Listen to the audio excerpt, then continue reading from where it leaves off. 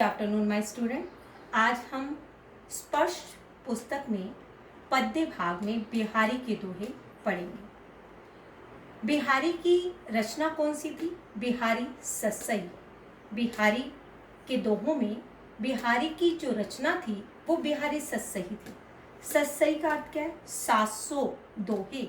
सही 700 दोहे। बिहारी ने 700 दोहों की रचना की थी। किसमें? बिहारी सस्सई में। बिहारी ने 700 दोहों की रचना जो की थी, उन दोहों में गहरी अर्थ व्यंजना थी, अर्थात गहरा अर्थ छुपा हुआ था।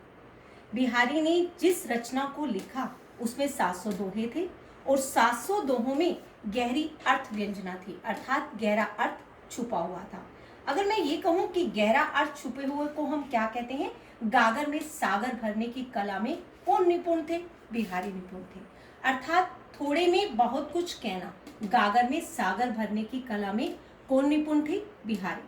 बिहारी ने बिहारी सस्सई की रचना की, अर्थात 700 दोहों की रचना की। उसमें गहरा अर्थ छुपा हुआ था, अर्थात बिहारी किस बात के लिए प्रसिद्ध थे? गागर में सागर भरने की कला में निपुण थे।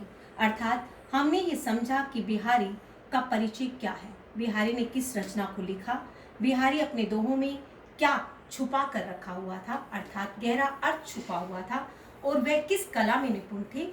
बिहारी जो थे गागर में सागर भरने की कला में निपुण थे।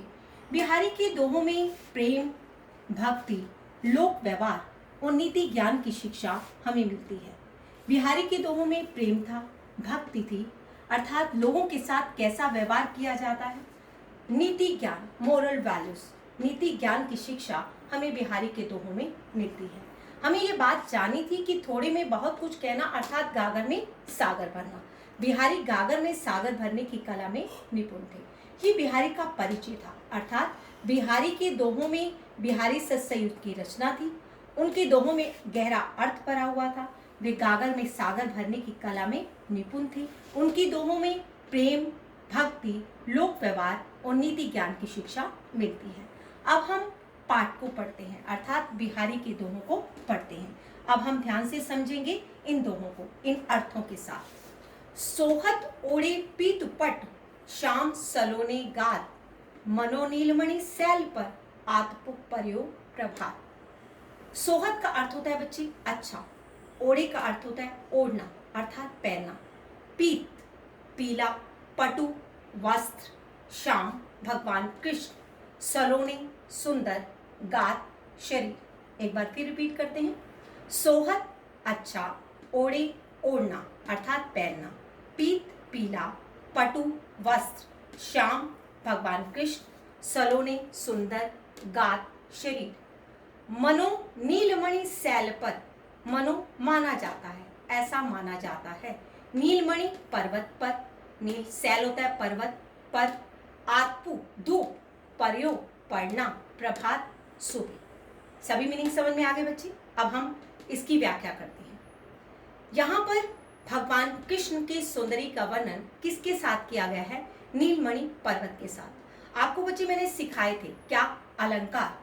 अगर हम किसी की उपमा किसी के साथ करते हैं तो वहां पर कौन सा अलंकार होता है? उपमा अलंकार। अब हम इसे ध्यान से पढ़ेंगे। यहाँ पर पीत पटु में कौन सा अलंकार है? पापा शब्द एक वर्ण की आवृत्ति है, तो यहाँ अनुप्रास अलंकार है।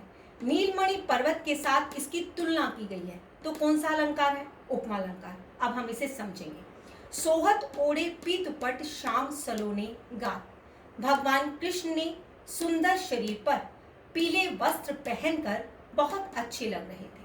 भगवान कृष्ण के सुंदर शरीर पर पीले वस्त्र बहुत सुंदर लग रहे थे। भगवान कृष्ण के सुंदर शरीर पर पीले वस्त्र बहुत सुंदर प्रतीत हो रहे थे। वे कैसे लग रहे थे? मानो ऐसा लग रहा था, मनो नीलमणि सैल पर आतप पर्यो प्रभात। ऐसा लगता था, प्रभात होता है सुबह, सुबह प्रभात काल में नीलमणि पर्वत पर सूर्य की पीली पीली धूप पड़ रही हो। यहाँ सूर्य को मैंने ऐड किया है।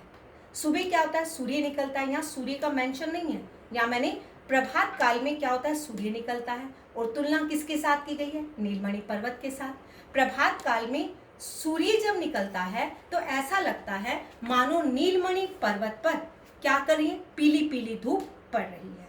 अब एक बार उसे पूरा समझते हैं। क्या कहना चाहते हैं कि भगवान कृष्ण के सुंदर शरीर पर पीले वस्त्र बहुत सुंदर लगते हैं, बहुत अच्छे लग रहे हैं। पीले वस्त्र कैसे प्रतीत होते हैं? ऐसा लगता है मानो प्रभात काल में सूर्य की पीली पीली धूप नीलमणि पर्वत पर पड़ रही हो। अर्थात यहाँ पर पीले वस्त्रों की तुलना किसके साथ की गई है? नीलमणि पर्वत के साथ की गई है। एक बार इसे पूरा समझ लेते हैं। भगवान कृष्ण के सुंदर शरीर पर पीले वस्त्र ऐसे सुशोभित हो रहे हैं मानो प्रभात काल में नीलमणि पर्वत पर पीली पीली धूप पड़ रही हो, अर्थात पीली धूप सुंदर प्रतीत हो रही हो।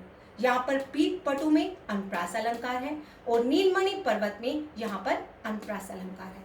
यहाँ तक आपको समझ में आ गया होगा। अगर कोई बात समझ में नहीं आई तो आप मुझसे पूछ सकते हैं। Thank you.